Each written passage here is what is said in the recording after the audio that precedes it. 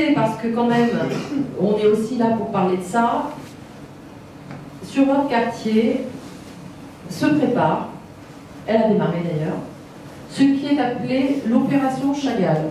Moi je pense que Chagall ne serait pas très content, enfin ça m'aurait choqué.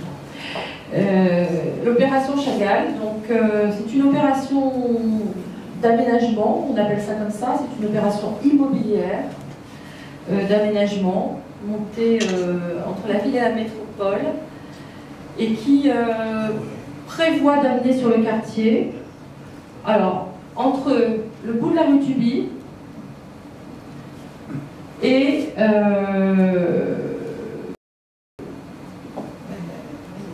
oui, entre le bout de la rue Tuby et le pont qui vous amène aux pompiers.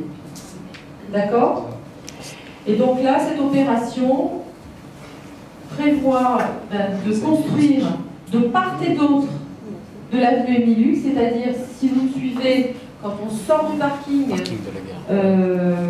du casino, quand on sort du parking de la Poste et du parking du casino, là, donc tout ce talus là, à partir du Secours Populaire, c'est du Secours Populaire, tout ce talus là, jusqu'au pont, plus tout le parking qu'on appelle parking de la gare, qui est derrière la pharmacie de la gare, là, ce grand parking. Hein, voilà. Plus de l'autre côté, en remontant vers l'école de danse, tout au début de la rue Henri Giraud, et également à la place du bar actuellement qui s'appelle l'Étoile. Donc, cette opération, c'est 20 000 m². Le plan local d'urbanisme prévoit que l'on peut construire des immeubles jusqu'à 7 niveaux, R+6 donc, R+6, hein, donc 7 niveaux, jusqu'à 21 mètres, que l'ensemble de la parcelle, chaque parcelle peut être bâtie entièrement. Le projet prévoit la suppression du parking de la gare avec une restitution de parking en sous-sol, 280 logements, dont 35% je crois de logements sociaux, et 3000 m² de commerce, plus des bureaux. Voilà, ça vous donne une idée. Ça c'est les cariatides. Et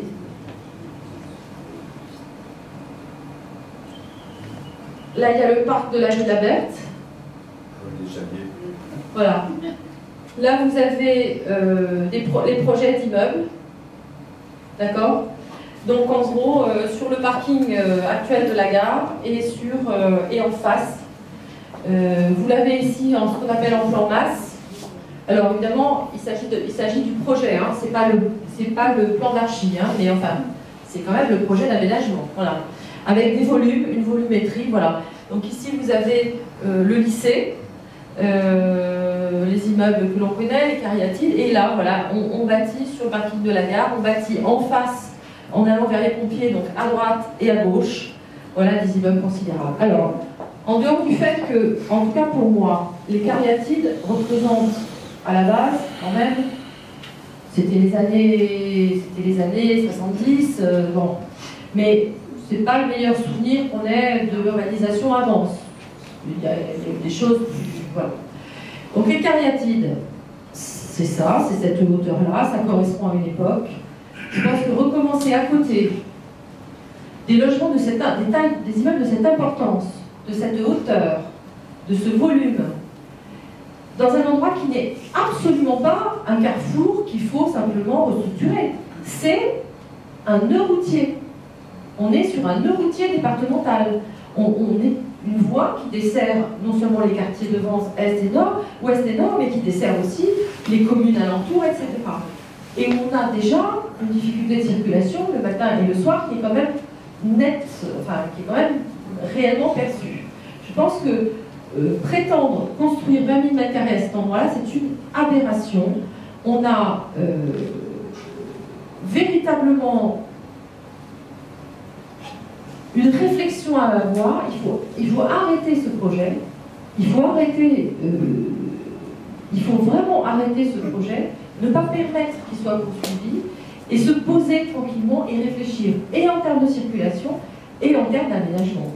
Il faut bien sûr faire peut-être un équipement public ou quelque chose d'un petit peu important sur ce secteur-là, parce qu'on est à côté de l'immeuble des Cariatides, enfin du secteur des Cariatides qui est très important, mais il ne faut surtout pas refaire à la même hauteur et la même chose, déjà en termes d'architecture et d'ambiance de ville.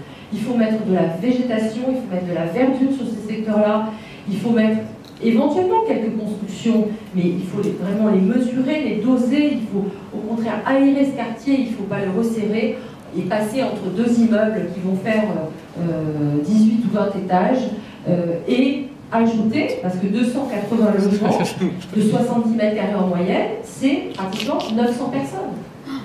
Est-ce que Vence peut accueillir sur ce quartier, est-ce que ce quartier peut accueillir demain 900 personnes? Est-ce qu'on a les équipements publics qui vont aller derrière? Est-ce qu'on peut circuler? Alors, il est prévu une place pour 100 mètres carrés de commerce. Voilà, donc je ne sais pas comment on va avancer demain si on accepte un projet comme celui-là. Il faut vraiment se raisonner, décider de poser le crayon, de discuter, de dialoguer avec ceux qui ont démarré ce projet et de dire non, on arrête, on réfléchit, on ne va pas faire une erreur parce qu'une erreur d'urbanisme de cette ampleur-là, c'est une erreur que Vence va payer pendant des décennies, voire plus. Donc, si tu veux, on revient 2 secondes sur le précédent. Je crois qu'il faut véritablement regarder ce qu'est ce quartier et quel est le nœud routier que ça représente, parce que sinon vous allez vraiment vous retrouver totalement asphyxié. Et l'asphyxie de Tubi et de ce secteur ira bien entendu jusqu'à Émile-Hugues et jusqu'au rond-point Maréchal Juin. On n'a déjà pas réussi à résorber l'afflux de circulation qu'a généré le sens unique. Si en plus on vient faire cet aménagement, voilà. Et alors du coup ils ont imaginé un carrefour à feu, enfin à la place du rond-point, parce que évidemment c'est en cascade. Dès que vous touchez à l'urbanisation, il faut toucher à la circulation. Alors je crois qu'il faut vraiment se poser. Et deuxièmement, je trouve vraiment invraisemblable qu'un projet de cette envergure n'ait jamais été montré ou soumis aux Vensois. S'il n'y avait pas de campagne électorale, d'abord s'il n'y avait pas de campagne électorale, le projet aurait déjà démarré, donc ils ont temporisé parce qu'il y avait la campagne, et donc c'est au lendemain de la campagne électorale, le projet démarre. Donc voilà, il faut vraiment l'avoir en tête, ça fait partie des choix que vous avez quand vous allez voter. Vous allez voter pour une urbanisation extrêmement dense et importante, ou vous allez voter pour d'autres choix de vie, et je crois que, et aussi pour une équipe capable de vous expliquer, de communiquer, de dialoguer avec vous, de vous entendre, même si on ne peut pas accepter tout ce que veulent les gens, mais au moins d'entendre et d'expliquer ce que l'on va faire et d'entendre les recommandations des utilisateurs. Donc sur ce quartier-là qui vous intéresse particulièrement, sur la gare Chagall, puisqu'on va l'appeler comme ça, hein, moi je souhaite vraiment que l'on pose le crayon, c'est ce que je disais à l'instant. Je veux qu'on reprenne l'étude globale qui a été faite, il y a une étude qui a été faite, il faut l'affiner, de circulation et d'aménagement. Parce qu'on ne va pas réfléchir à aménagement sans réfléchir circulation. Et si on s'asphyxie, eh bien, les gens ne viendront plus à Vence. Ou bien ils rentreront dormir chez eux et repartiront faire leur course ailleurs, ou bien ils ne monteront pas à Vence pour se balader, pour faire les courses, parce que ce sera juste insupportable de vivre à Vence. Donc c'est pas le choix qu'on fait, on veut absolument avoir ça, cette réflexion avec un bureau d'études spécialisé, mais aussi en concertation avec ce quartier. Ce quartier a été très impacté par les cariatides. Aujourd'hui, on doit écouter les gens du quartier et aussi les gens du centre-ville, parce que ce quartier, c'est pour ça d'ailleurs que certains d'entre vous sont là, ils n'habitent pas forcément dans le quartier, mais ils savent très bien qu'ils passent tous les jours. Quand vous habitez à la Cide, la problématique des milieux de Maréchal Juin, de Tubi, vous la prenez tous les jours dans les deux sens, ça, cette problématique-là. De même que quand vous habitez dans les quartiers Est, vous subissez aussi le sens unique qui vous fait faire un certain nombre d'allers-retours. Donc, notre objectif, c'est... Alors, notre objectif, globalement, c'est sur ce secteur, c'est de végétaliser fortement cette entrée de ville, parce qu'aujourd'hui, c'est très minéral c'est vrai, c'est moche quand on arrive par les pompiers, là, on arrive là, c'est vraiment, on arrive, tout est plat, on se prend les cariatides comme ça fortement, c'est pas quelque chose de très agréable, c'est trop minéral. Il faut doucement relier avec des constructions qui soient évidemment plus basses que les cariatides, mais qui quand même redonnent une volumétrie, enfin, un petit peu d'architecture et de tenue à cet îlot, à ce quartier, mettre évidemment de la verdure, préserver un emplacement pour un équipement public et imposer une architecture qui respecte l'identité provençale. Dans le plan local d'urbanisme, on a le droit de faire sur ces fameux immeubles dont je vous parlais tout à l'heure, des toits terrasses, du zinc, du cuivre. Enfin, quand on lit le document d'urbanisme, on se demande si on est bien à Vence. Voilà.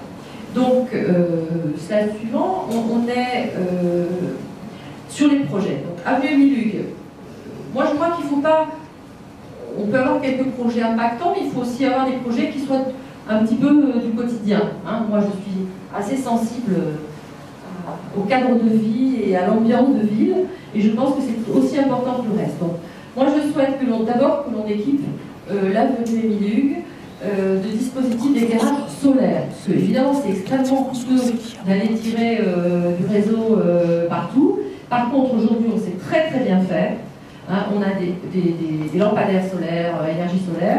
On est dans un pays où on peut effectivement s'offrir cette énergie assez facilement. Donc il faut équiper cette avenue qui est non seulement pas très sécurisée du point de vue de l'éclairage, mais qui en plus est dangereuse. Quand vous montez en voiture, il y a toute une partie où tout d'un coup vous êtes absolument dans le noir. Si vous avez quelqu'un qui traverse, et c'est arrivé malheureusement il y a 2 ans, 3 ans, eh bien il y a eu un accident dramatique qui s'est passé là. Donc il faut éclairer cette avenue. Il faut installer des abris bus juste en limite d'agglomération. Les gens qui prennent le bus, ils ont déjà du mérite parce que prenez le bus, vous mettez 20 minutes de plus qu'en voiture. Il n'y en a pas beaucoup, il n'y en a pas tout le temps, il n'y en a pas le soir, mais en plus, vous l'attendez sous la pluie. Voilà, à nouveau, on est à Vence, dans la métropole, ville de la métropole, c'est une compétence de la métropole. Il n'y a aucune raison qu'à Vence, on ne puisse pas avoir un abribus quand on attend le bus et qu'on soit détrempé le jour où il pleut. Il faut installer, alors, moi je suis complètement convaincue de la nécessité du barreau routier au niveau de la gendarmerie. Vous savez, on en parle, on en reparle. Bon, moi je l'avais inscrit au poste de 98. J'avais fait le poste de 98, j'étais à droite de l'urbanisme, et j'avais inscrit ce barreau et j'avais dit il faut qu'on puisse relier l'avenue Émile Hugues et l'avenue Colonel Meyer. C'est très important. Et donc, aujourd'hui, c'est plus compliqué parce que comme la municipalité actuelle ne l'a pas voulu, du coup, la voie de la gendarmerie, le tracé de la voie fait que l'on va avoir une pente assez forte. Mais on peut le résoudre techniquement et il faut absolument créer ce barreau pour que les gens qui n'ont pas envie d'aller en ville puissent passer sans venir encombrer la circulation de la commune. Il faut réaménager l'entrée de ville entre Picard et Leclerc. Ce n'est pas ni à l'encontre de Picard ni à l'encontre de Leclerc que je le dis, ils ne sont pas responsables, mais réellement cette entrée de ville a besoin d'être beaucoup plus accueillante, beaucoup plus chaleureuse, d'être embellie. Il ne faut pas grand-chose, on disait tout à l'heure, hein. Il faut un peu d'éclairage, il faut un peu de végétalisation, pour autant qu'elle soit bien ordonnée, que ce soit fait joliment et de façon structurée, et ça donne quand même une autre image, ça donne un peu plus d'allure à la ville quand on arrive que d'arriver comme ça par cette entrée qui est quand même un petit peu triste. Voilà, le mobilier urbain, les revêtements au sol, les végétaux, un esprit provençal. À nouveau, on rentre là et on sait qu'on est à Vence, on sait qu'on est en Provence. Je souhaite aussi, sur le terrain Passeron, dont beaucoup de gens parlent, ce terrain, je l'ai toujours défendu, parce que je trouve que ces restantes que vous avez, même si elles sont en mauvais état et pas entretenues, c'est quand même le socle du village. En matière d'urbanisme, ça a du sens. Ce qui se passe à gauche de la voie, c'est la ville moderne. Ce qui se passe à droite de la voie, c'est le centre ancien, qui était posé sur son socle en restanque et avec des orangers et avec des... Voilà. Alors, il ne s'agit pas d'être passéiste, mais je trouve que quand même, respecter ce qui fait aussi le cachet provençal de cette ville et en tirer un parti moderne, actuel, c'est important. C'est pour ça que je vous propose, en haut du terrain, là où il y a les constructions construction aujourd'hui des maisons, etc., oui, pourquoi pas, de construire quelque chose. Et nous pensons notamment à un centre d'entreprise, un pôle d'entreprise et aussi un centre de télétravail, pour éviter que les gens continuent à se déplacer sur le littoral 1 ou 2 jours par semaine, où ils pourraient parfaitement travailler depuis chez eux ou depuis un centre de télétravail. Et